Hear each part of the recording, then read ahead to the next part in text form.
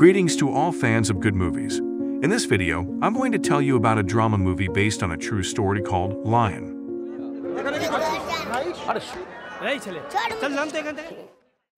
India, Kandwa district, 1986.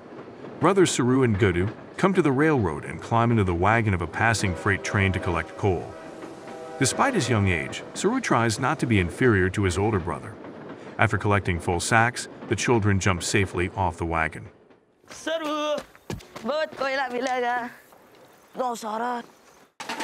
Later at the market, they exchange the stolen coal for milk. While standing in line, Saru notices a vendor selling jalebi and asks his brother to buy him some of the delicacy. Gudu promises that one day they will buy as much jalebi as they can carry. After getting 2 bags of milk, the boys return home and give it to their mother. The brothers also have a younger sister. We see that the family lives very modestly and that the children are growing up without a father. The boys do not answer the mother's question. Where did they get the milk?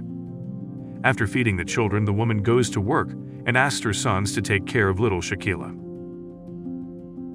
To help the family a little, their elder brother sometimes works as a loader at night. During such times, Saru always stays at home and looks after his sister.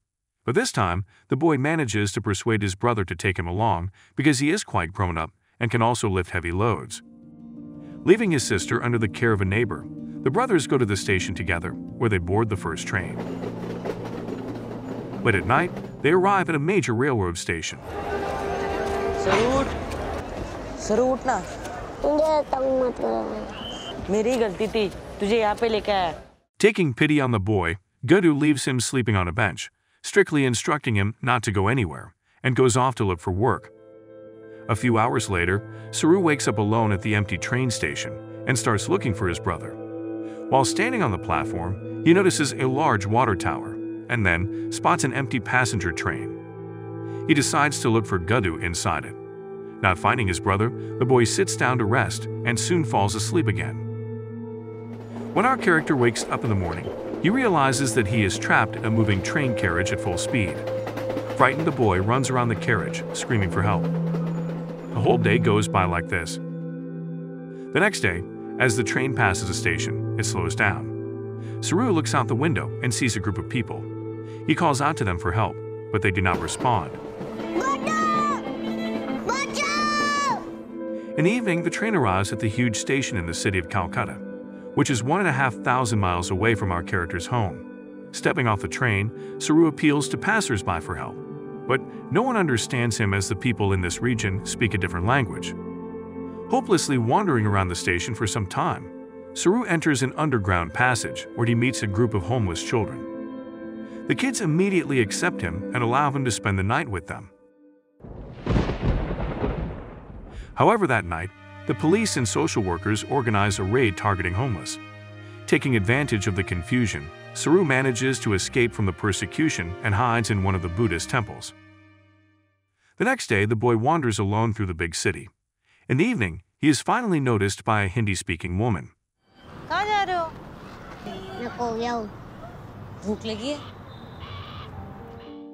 The kind stranger takes the boy into her home. During their conversation, she learns that Saru is from a very poor family and has come from a faraway place. Strangely, this news makes the woman happy. After dinner, she washes the boy and puts him to bed. Before going to bed herself, she tells him about a very good man who will come to visit them the next day and help them find his mother.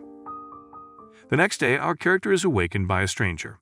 The man examines the boy carefully and then says that he will return in the evening to help him find his home.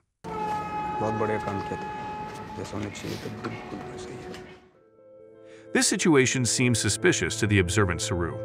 Left alone, he runs away from the woman and spends the night under a bridge.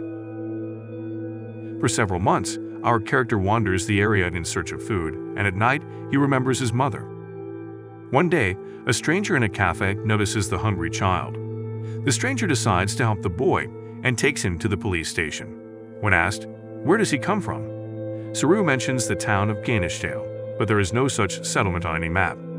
When asked what is his mother's name, the boy simply says Mom. Saru is registered as a missing person and sent to an orphanage with other homeless children.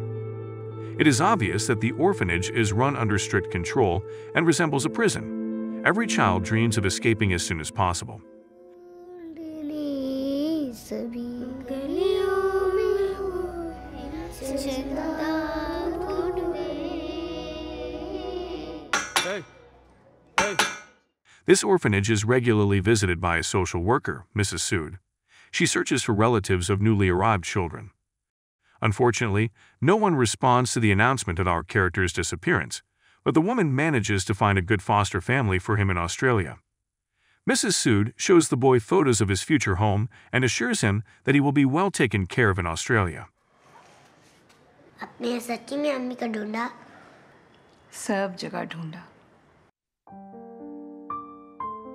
Before being sent to his foster family, Saru is taught basic etiquette and language skills. Accompanied by a social worker, he is then flown to Australia, where he is introduced to his new parents, Sue and John, at the airport. On the trip home, Sue keeps a close eye on Saru. It becomes clear that the boy has found himself in a very loving family. From day one, his new parents shower him with care and affection, making him feel at home. I'm sure it hasn't been easy. One day you'll tell me all about it. Within a year, Saru is fully settled into his new life and begins calling his foster parents Mom and Dad. Soon the family decides to adopt another child from India, Saru's half-brother named Mantosh. Unfortunately, Mantosh struggles with mental health issues, and on his first day with the family, he has a seizure. Mantosh is Saru's complete opposite. He finds the transition difficult and frequently throws tantrums, which takes a toll on Sue's condition.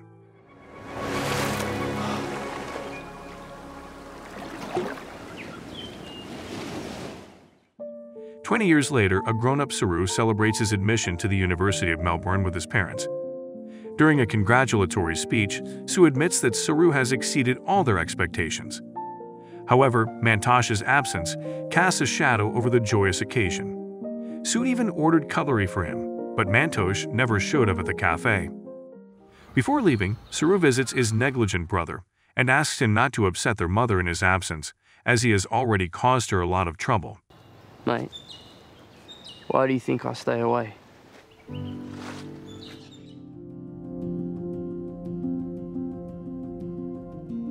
During his classes, Saru notices a pretty girl who is also interested in him. Later, they find themselves together at a student party organized by a group of Indian students, where traditional Indian food is served. Saru realizes that he has forgotten his native language and feels more comfortable using cutlery at the table.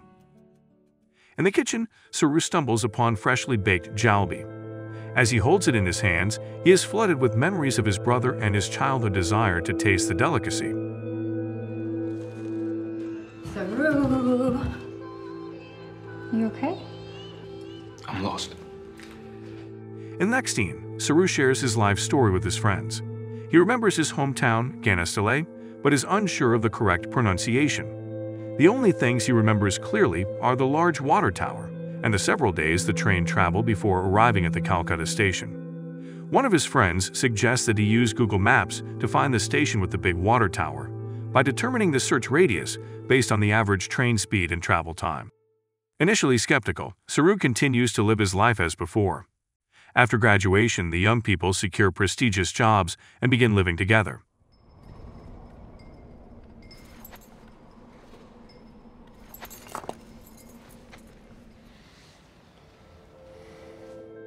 Over time, Saru finds himself increasingly consumed by thoughts of his native family.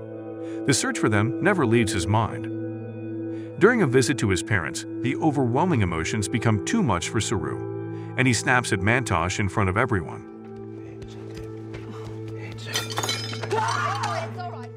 This provokes another fit in his brother.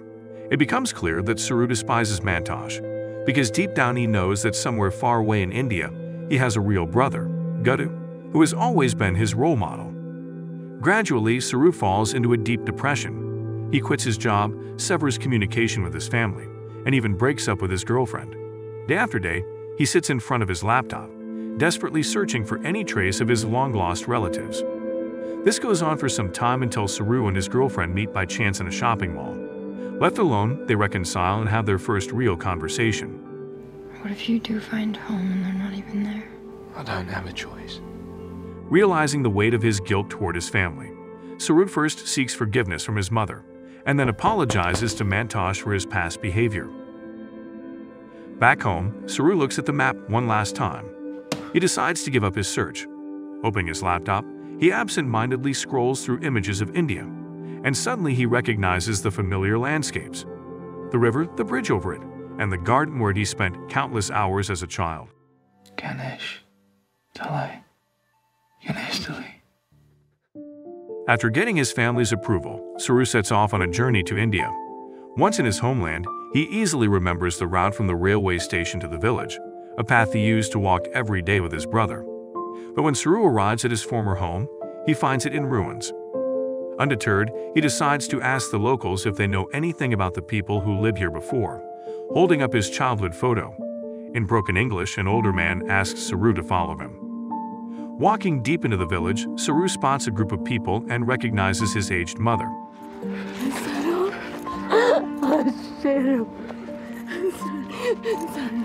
I'm sorry.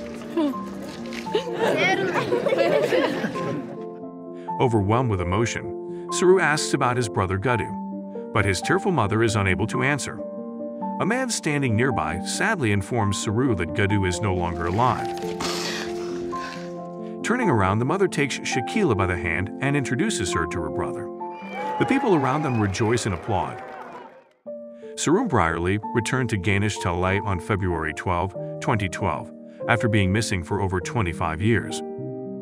He learned that his brother Gadu had tragically died that night at the railway station, hit by a train near the platform where young Saru was sleeping. Saru's mother, Kamla, had held out hope for his return and refused to move from their home.